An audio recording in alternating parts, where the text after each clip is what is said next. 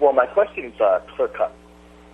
I am going right back to Titus 3:10, and I'm going to deal with exactly Titus 3:10, the term ieretikon anthropon. Heretical man. Anthropon is used for man in the accusative masculine form. In other words, the form of the sentence will lead us to realize that the individual is in heresy for the very reason that he denies the truth, even after being admonished numerous times. Now, my question to you, you can deny that if you like. My question is, who can you logically call a heretic without betraying the biblical usage of the terms in Titus 3:10? Okay. The answer is that we understand who we can call a heretic and consider a heretic from the teaching of the magisterium, which is our proximate rule of faith, and Pope Leo XIII, as I cited earlier many times, the practice of the Church has always been the same, as is shown by the unanimous teaching of the Fathers, who were wont to hold as outside Catholic communion and alien to the Church anyone who would dissent from her authoritative magisterium at all. Okay, and he also says that you are not to be looked upon as holding the true Catholic faith if you do not teach that the faith of Rome is to be held. That's the teaching of the Catholic Church, which you unfortunately reject. He says you cannot consider someone as holding the Catholic faith, but rather you must consider him as a heretic if he does not hold that the faith of Rome is to be held. And Benedict XVI and John Paul II have signed agreements, have approved agreements. John Paul II signed one where they repudiate converting the Orthodox. Okay, John Paul II signed an agreement with Theotest, schismatic patriarch, where they denounced trying to convert each other.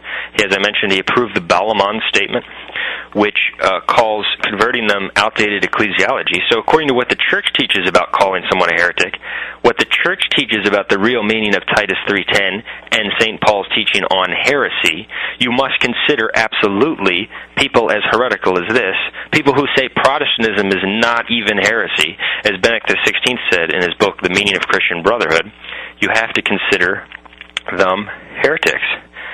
And that is the teaching of the Catholic Church, and it has always been. And that's also shown by the case of Nestorius, where they acknowledged him as a heretic before any sentence. And that's why St. Robert says it's before any sentence. Go ahead. Okay, am I going to respond, or are you going to talk again for another 2 minutes? I think we agreed. Yeah, okay. Yeah, what I wanted to talk about, I wanted to cover... Start now? Yeah. Okay. I wanted to cover some more of their teaching. Not only, as I mentioned earlier, have we had anti-popes, but we've had an anti-pope in Rome for 8 years, Anacletus II. We had an anti-pope, Clement VII, accepted by all the cardinals. We had a case in the Great Western Schism where you had 3 claimants, 2 anti-popes, and one point where Gregory XII was the least supported pope in history. He was the least recognized of all the claimants. He was rejected by almost all of Christendom, and they were following one of the 2 anti-popes, Benedict XIII or John the 23rd, or Alexander V before John the 23rd. And so that was just a prelude to the Great Apostasy. That was just a crisis the Church had to pass through. And so what is in store for the deception Jesus predicts, where he says that there will be such a deception that even the elect would be deceived if that were possible. Okay, and St. Paul talks, as I mentioned earlier, about the Great Apostasy and the man of sin sitting in the temple of God. And when you see all of this apostasy everywhere, okay, it's totally obvious to someone who believes it all that these men are not Christians, they're not Catholics, okay? They engage in the worship of all kinds of different religions. They explicitly approve the Directory for the Application and Principles of Ecumenism, which teaches that participation in non-Catholic worship is a good thing, but that was actually condemned by the popes. As Pope Pius XI said, that the Church has always taught that Catholics are forbidden to partake in the worship of non-Catholics. And then one of the other big points is that they teach that non-Catholics may lawfully receive Holy Communion. And that is the official teaching of Vatican II, Orientalium Ecclesiarum number 27, John Paul II, Benedict XVI, etc. That is condemned heresy. Pope Pius VIII, in 1829, says that outside this house, those who eat the lamb will perish. It's always been forbidden. Eugene IV defined that you cannot give them the sacraments. My turn's up? Yeah. Okay. Do you want me to respond, or how are we going to do this? Am I going to respond? You could talk for 2 minutes. Okay, we're not going to be asking questions there, right? Until later. Yeah, just maybe a couple more of these, and then we can ask more questions. All right, no problem. Okay, I'll respond. All right, in response to pretty much asking how I can basically be in denial due to the overwhelming apostasy everywhere, I simply don't. Once again, I've studied the documents that you're bringing up. I've studied the claims. I've read the Bible every day for a good amount of time, and I really simply think that you're reading into a lot of these documents pretty much the same way you read into Revelation, Titus, the Gospel of John, and many other passages which you simply have no ability to exegete at all. You're simply lost on them. I can tell that you notice something that a certain pope does, and immediately you'll read something into it and you'll label the pope as a heretic. A good example can be given in the document you wrote not long back claiming that Benedict denied original sin, yet recently Benedict XVI spoke at a conference and mentioned original sin about 6-7 different times. It really betrays logic when you completely veer off the biblical understanding of the term heretic, the traditional understanding of the term heretic, and you label yourself as an authority which is able to pronounce somebody heretic. I really don't think that you have any authority to say such. I think that your interpretations are shoddy.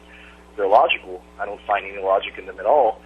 And misrepresented me a number of times, saying that I say an individual is going to be saved, I say this, say that. I simply point out once more, an individual that is ignorant, does something ignorantly, is not culpable of heresy, not at all culpable of heresy.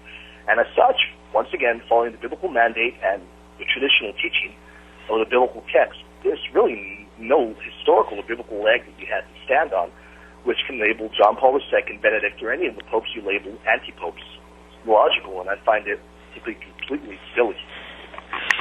Okay, 2 minutes for me? Okay, yeah. We're going to be doing 2 minutes for a while, right? Yeah, just a few more, maybe. Okay, we'll see. After this 2 minute, I'm going to need to go to the restroom. Is that right? Okay, that's fine.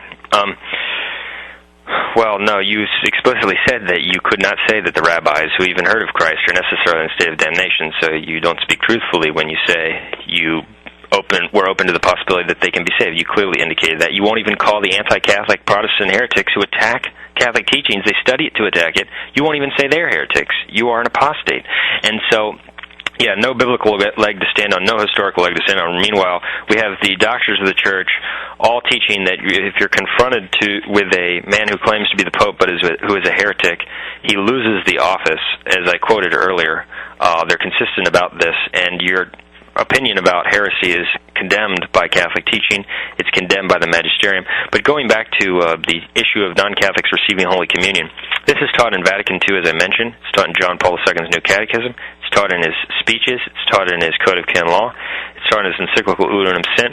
It's taught by Benedict XVI. And this is condemned heresy. Pope Pius VIII, as I was saying, he says that he who eats the lamb or receives the Eucharist outside this house is unholy.